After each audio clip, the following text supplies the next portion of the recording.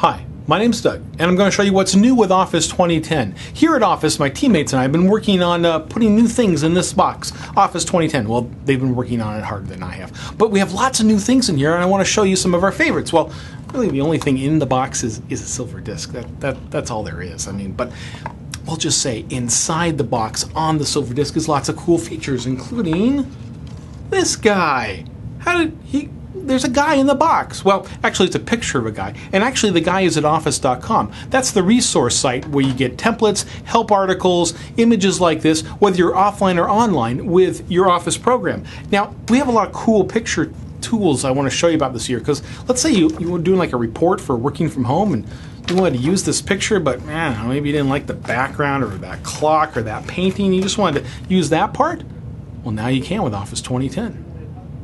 So here we are in Word to show pictures. We go to Insert. Now I could just put my own picture in, but I'm going to Clip Art, and this new menu that's attaches to Office.com, and I can search for the 150,000 free images we have there. I'm going to search for home laptop, and I can choose which type of media if I want. If I don't want, illustrations, if I just want photographs, I can go to that, and it just gives me photographs, and I can scroll through when I find one I like, and there's that guy. Look, I just click and it appears in my report. Now here's all the things I can do with the picture now. Remove background. One click and look, it takes out the background. Now it kind of gives us this mat to play with, and you can kind of play around and get the points that you want removed from the screen, and they turn purple. Now it does, it's not perfect, and here look, that phone is not there, so I'll mark the phone as something I want to keep, and look, it turns white and the phone's going to be in the picture now. Look, a little bit of a color there. I'll change that. Now I could delete some of this stuff down here, but I kind of like that desk items that kind of says that he's working at a desk. And look, there you go, remove background. Now here's some other features that we can do. Now usually you'd have to go to another program to do all this stuff, but now you can do it in Word, PowerPoint, even Excel. Artistic effects. Look at all these cool effects. I just mouse over each picture and look, it changes. All these little cool things I can do. I can make it look glossy, or here's a pixelated type of picture. I can make it look like it's in bubble wrap. All cool things. Now, other things that we can do with normal photography programs. Changing the sharpen and the soften of the photo, changing the color and brightness you can do, and then also you can change the color. You can make it cooler, or give it a tone here. So like, look, with this, it now matches the color of my report. Ooh, what's that? It's the most requested feature in PowerPoint. Video. That's right, video is now in PowerPoint in two different ways. One, you can now record your presentations, so you can send out a movie file of them instead of just sending your slides out. It can help protect your slides. And two, you can now put video in your PowerPoint presentation. So remember, when you do a presentation, you have to stop it, go to the video player, come back to the presentation. We've solved that with Office 2010. So here in PowerPoint, we've seen this diagram before where you get, you click to add your graph or your picture. Now look, insert media clip.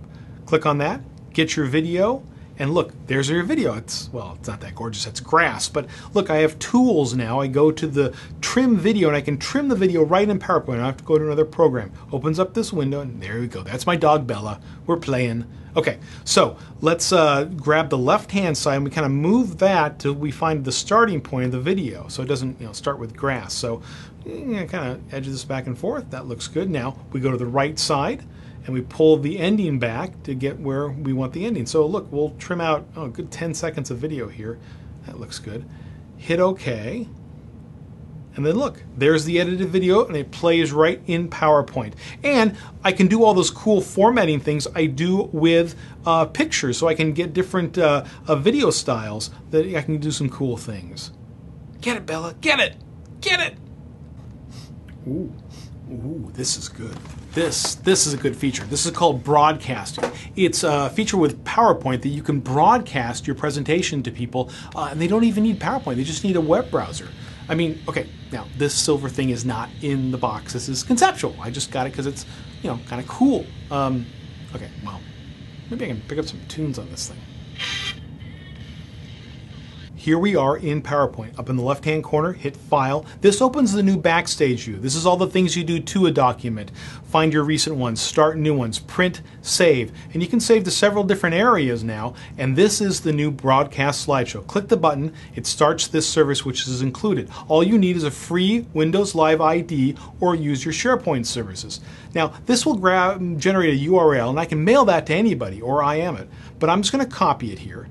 And I'm going to shrink down PowerPoint to the left-hand side of the screen. I've opened up a browser in the right-hand screen.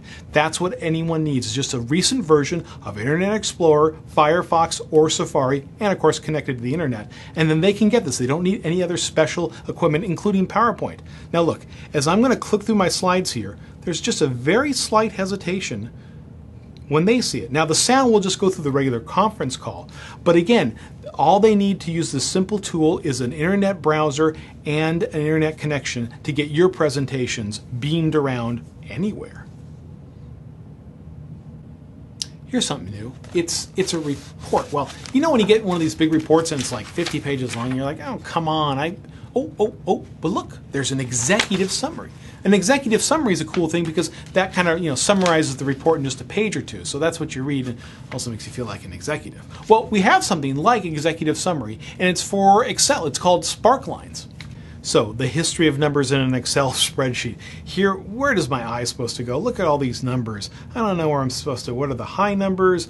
I'm looking at cost, discount. Now, in 2007, we introduced conditional formatting. This gave you graphic representation of, you could see the costs, you could see the lower discounts pretty easily.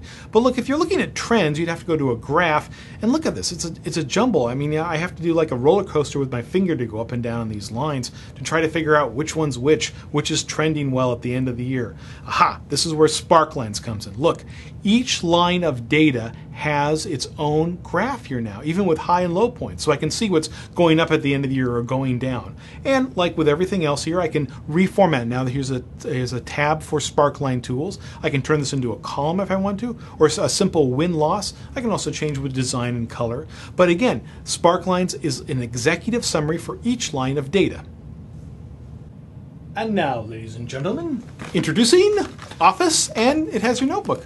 Look, I have your notebook, your favorite one, with all the great ideas. I'm going to save that. Well, okay, I don't have your notebook. What I have is OneNote. OneNote, I'm lying, is not new. We've had OneNote before, but for the first time it's in all the suites. So if you bought a box, you now have OneNote. So I want to introduce you to something that's one of our favorite programs around here. Here's an all too brief introduction to OneNote.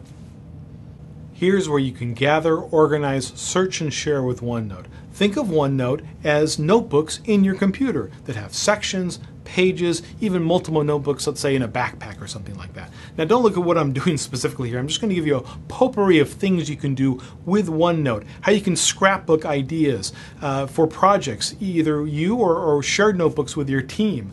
Now, this works with a thing that kind of works like Canvas, so you can move things around. They're not regimented to a grid or anything like that, and you can make them bigger or smaller, whatever you want to do with them. Now, here's a specific thing I do want to show. You can scrapbook easily because you can grab screenshots really, really quick.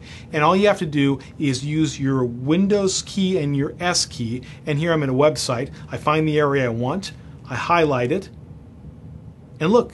I can put it right to my clipboard, or I can put it right into a specific area of OneNote, and there it is.